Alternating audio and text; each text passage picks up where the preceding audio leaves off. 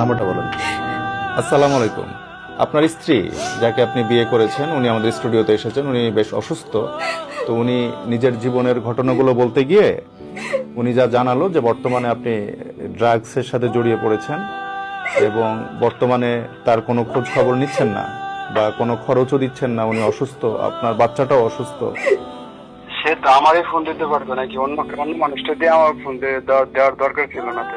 যেটা করছে এটা সঠিক করে নাই। আচ্ছা, এটা আমি কি বলবো আর?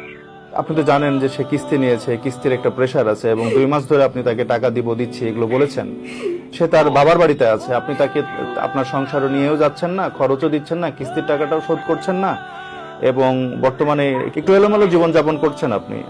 উনি এটাও বলছিল যে আপনি এমনিতে কর্মঠ, সবকিছু ঠিকঠাক ভাবে করতেন, বিয়ের আগে থেকে ওনার আগের সংসারের বাচ্চা সহ ওনাকে টেক কেয়ার করেছেন, খরচ দিয়েছেন, সবকিছুই বলেছে উনি।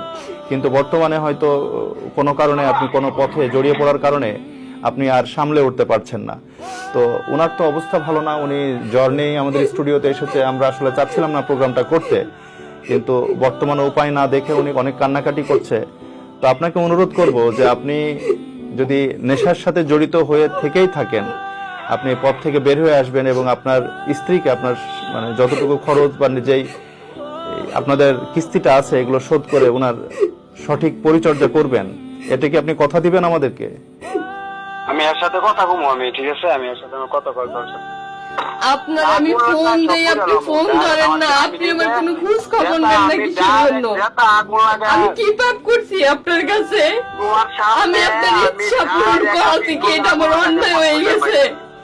আপনি না, আপনি বলেন, আপনি সত্যি কথা বলেন। আমি আপনার সম্পূর্ণ চাহিদা, নিজের ইচ্ছা সবকিছু বিসর্জন দেওয়ার পরে কি আমার ভুল হয়ে গেছে?